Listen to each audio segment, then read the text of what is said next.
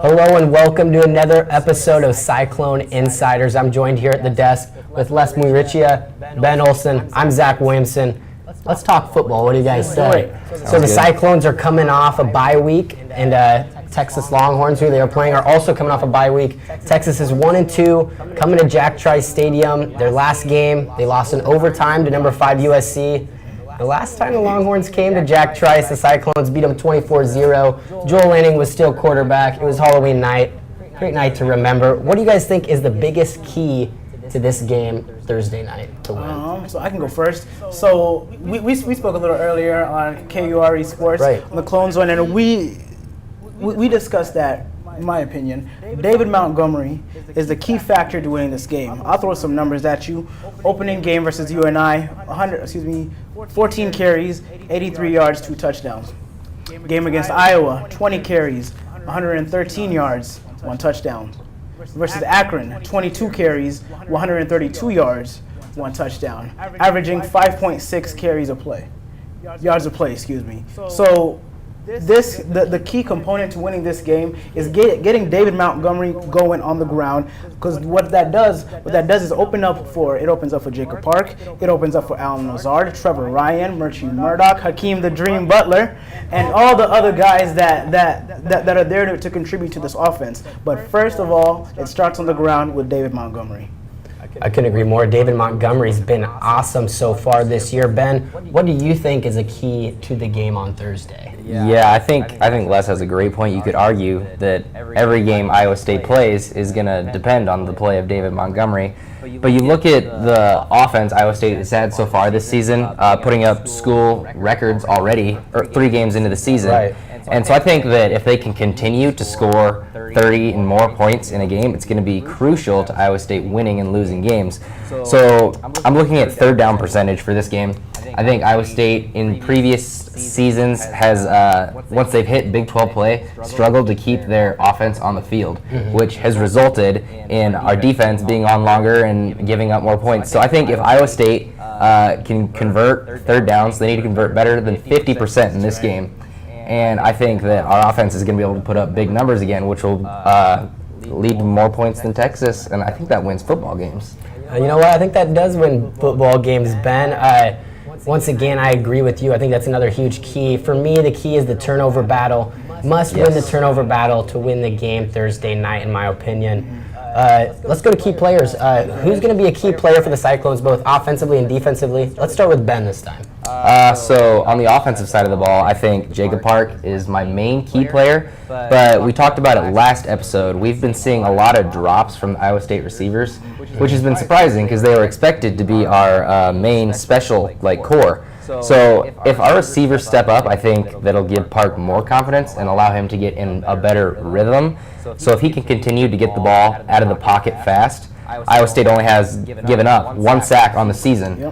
So, and that's been a big factor to our wins. So if Park can continue to get the ball out fast and get our receivers in space, I think he's going to have a big game. I agree totally with that. What about you?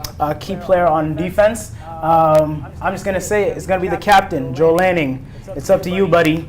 First career interception, first career sack. Yep. Yeah, first career sack. We talked about that on our show the other day, and I think it's going to be the key is here again. Something I really admire about his position as a defensive captain is that he's been on the other side. He's played quarterback, so he knows the looks. He has an idea of what to see and what to look for. More importantly, so on the defensive side, my key player is Joel Lanning. On the offensive side, I'll bring him back again to David Montgomery, winning third down battles.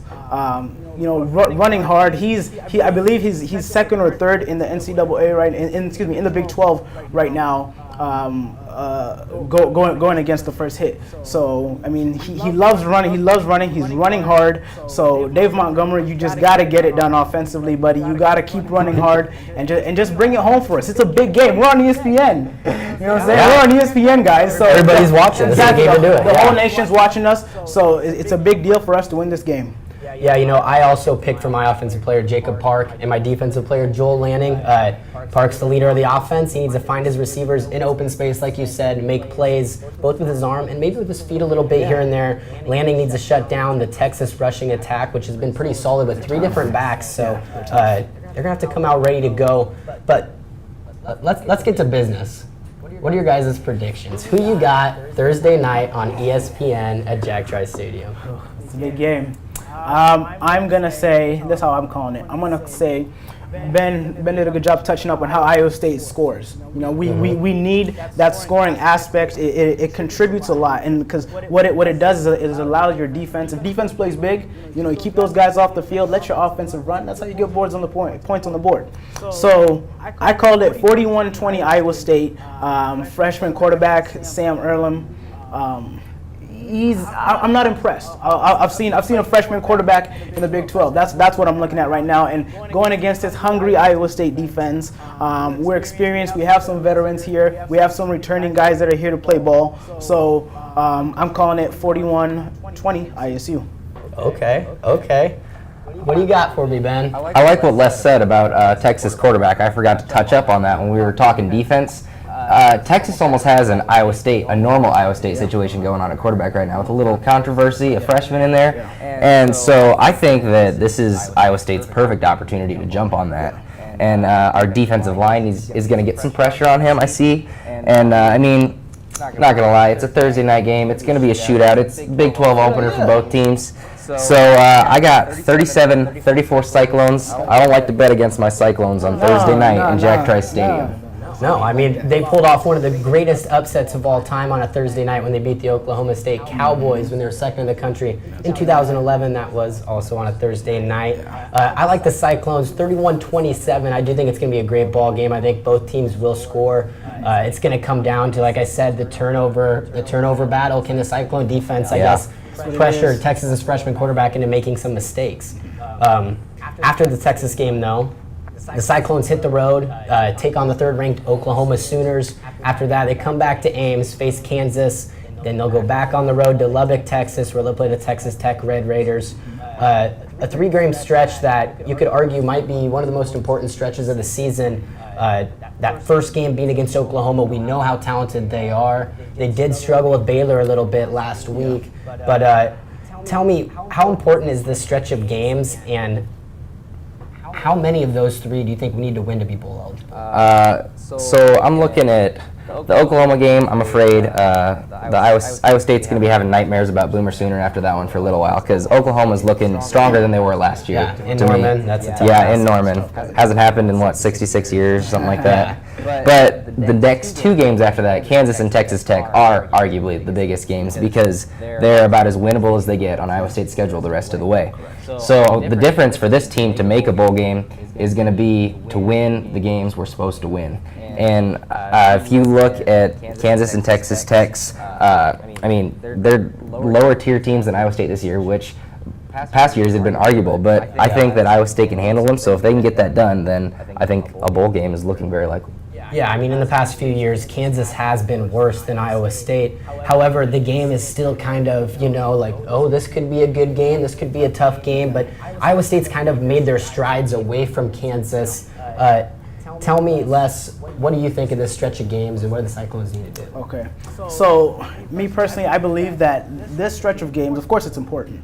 And one thing as a Cyclone fan, in a situation like this, I'm expecting an upset. Sometime this year, I'm expecting an upset. And you mentioned it earlier, that 2011 game. I almost bought tickets to that game. I thought it was an L. I thought it was going to be an L, but I almost got tickets. I was like, yeah. They had Des Bryant back on that team. Yes, they did. Great quarterback. Yeah, great team over there. But here's the deal. The upset versus Oklahoma. I would say don't do it.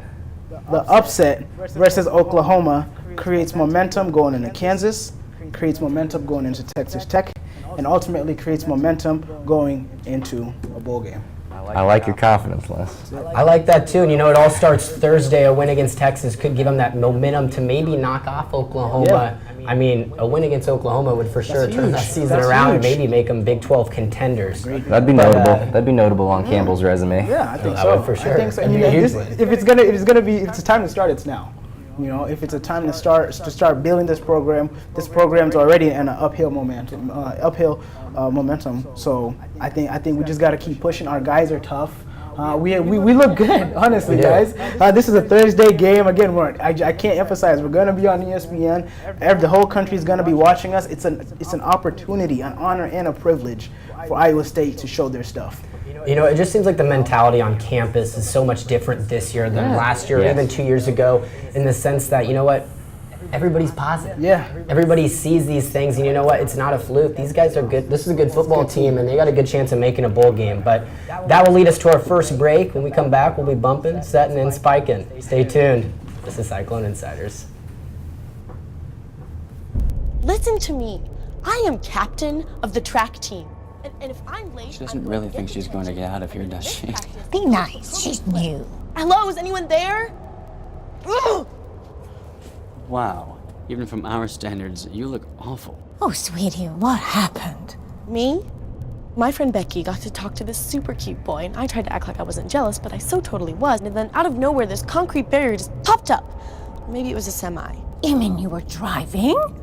Yeah. I mean, I know the whole eyes on the road thing, but this was a super important text. Maybe you have to know, Becky. Texting? Great. But it was only like 5 seconds, and I'm a really, really fast texter, so it wasn't even a big deal. Actually, has she texted me back yet? Wow, I get no bars in this place. I wonder if they have Wi-Fi here.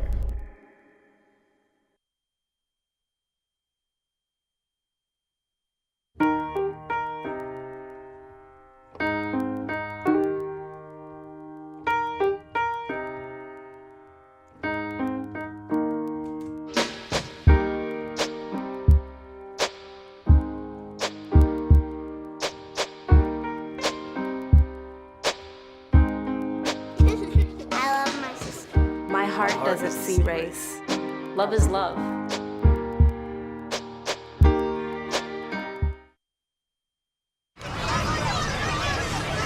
Get your ass suit. You're not in here. Yes, I am.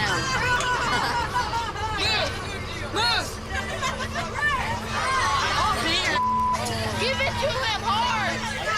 No. Every day, kids witness bullying. Why you stab me with it? No. They want to help, Ow. but don't know how. Oh, you got... Teach your kids how to be more than a bystander. Visit stopbullying.gov. Welcome back to Cyclone InCyders. Brian Birchka joined us here at the desk. Ben Olsen still with me. I'm Zach Williamson, and let's talk some volleyball. What do you guys say? Let's do it. Let's do it. So the volleyball team's coming off a 3-1 defeat against the Oklahoma Sooners. Oklahoma's had a pretty rough start to the season. They got behind 1-0. We talked last week about how important it is for the Cyclone team to not fall behind, but to get ahead early. What was different in this match compared to when they lost against Wichita or Northern Iowa?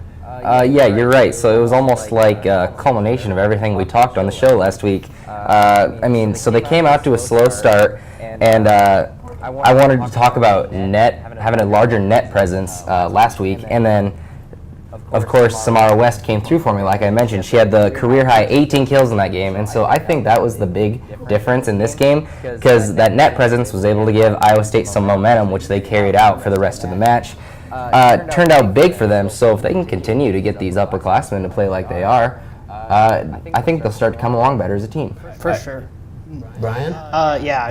West had her career high, all-time kills, and Jess Shaban matched her season high of 17. Yeah. So I agree with Ben. You love to see that out of the seniors too. Yeah, Or dominating the Samara net. West senior. Yeah, dominating the net is just so important in volleyball. When you have the size of the net, you can get the blocks, you can get the kills. That's huge. The next two games for the Cyclones will be on the road. They'll go play number 11 Kansas, and then they'll go to Lubbock where they'll play Texas Tech. Kansas ranked 11th in the country. It's not going to be any easy task by any means. So give me the projections for this week. What do you think the Cyclones will do against these two opponents? I think they're both winnable games, for sure. Kansas is going to be hard. The game against OU was scrappy, and they had to come back for it. But as long as they can play that full game and have their seniors playing the way they've been playing, I think they can win that game.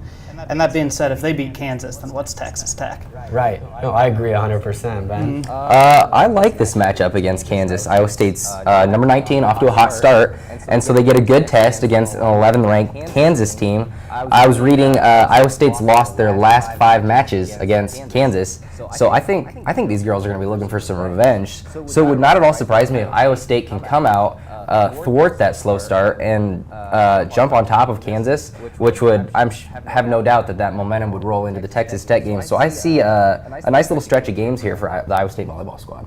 Yeah, I couldn't agree more. I mean, the Cyclones have already upset number 8 Creighton earlier this year, then number 24 Wichita State. So, I mean, this Cyclone team is pretty serious, sitting at 10-1, their best start ever.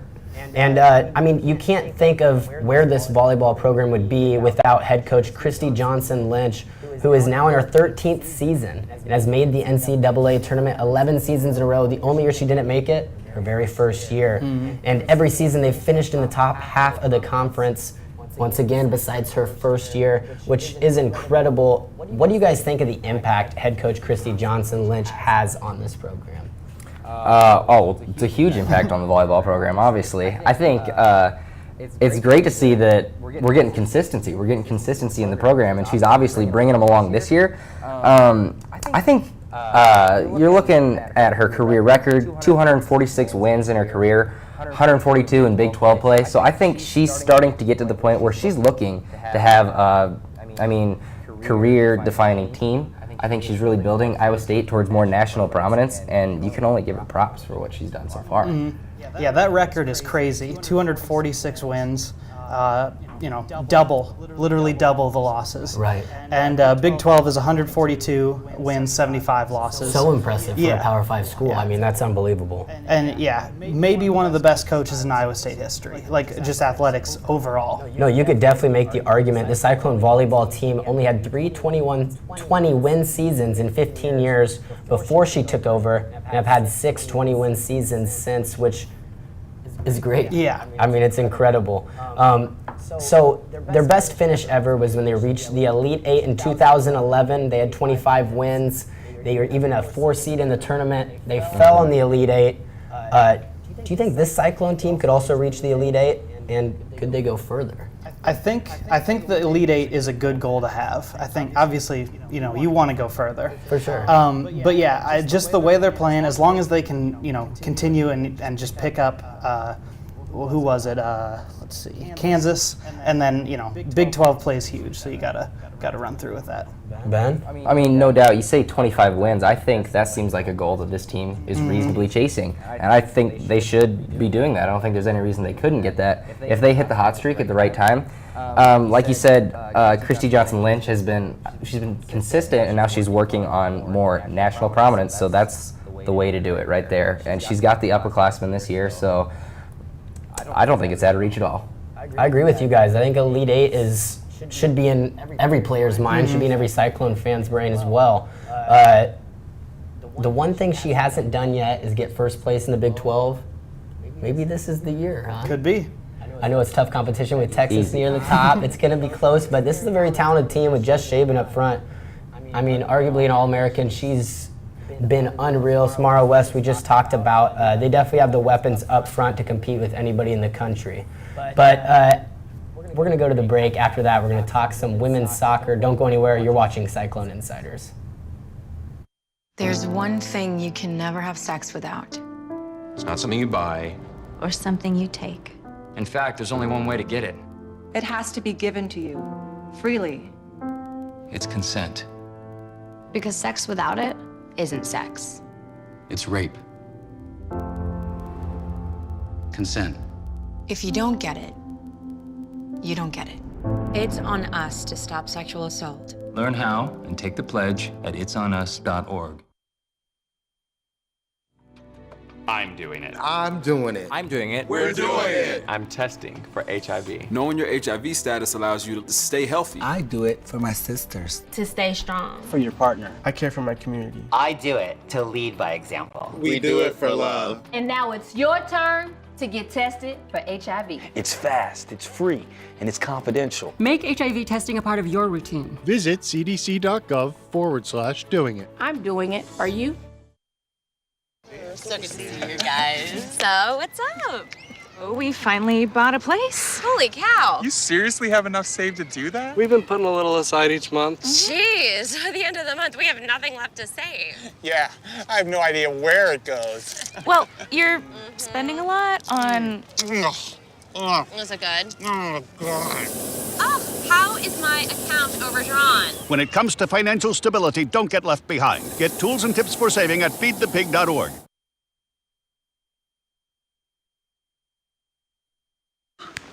Look at me. Hey. Raymond, look at mommy. Maybe the light hurts his eyes. Maybe she's just not hungry. Maybe he can't hear us. Maybe we're not stimulating him enough. Maybe it's a phase.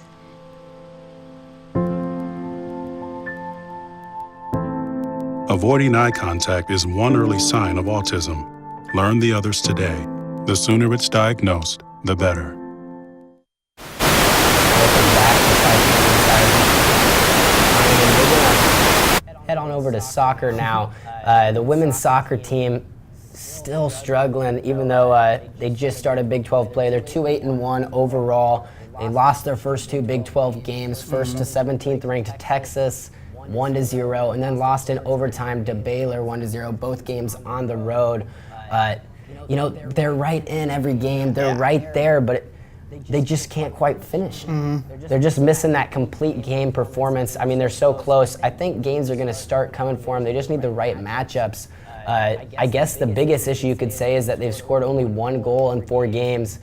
What does this offense need to do to get on the board? I think the main thing is they've got to be on the right side of the field. They've spent, I think, I don't know the exact numbers, but against Baylor they had only 2 shots on goal, and there's got to be more than that. You can't, you can't live off of that. Defense is playing really well.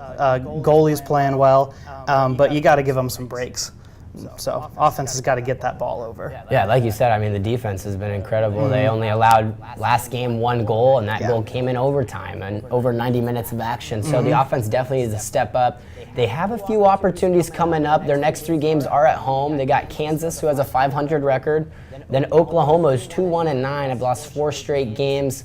And then Oklahoma State, who is 8-1-2. They are a very good ball club, but you know, this is a big stretch of games. The Big 12 season is still right at the very beginning. I mean, this is important to get on the right track. How big is this stretch of game in your eyes, and what do they need to do to turn things around? I mean, it's big. They're winnable games if they play right, if they play well. Oklahoma State might be, you know, a little out of reach. But I think their main thing that they need to do well is last week we talked about injuries, and they've got 4 injuries right now of main players, and that kills their depth. It could explain why they're not playing a full game, could explain, you know, a lot of different things. But I think those underclassmen got to take those opportunities. I think I said that last week too. But yeah, I just I think they gotta play well. Brooke Tasker's playing real well, and I think they need to follow behind her. Yeah, like you said, just so many injuries. It's really hurting them, and I think it's making them maybe play more defensively because they're injured players that are out that could score the ball for them and such.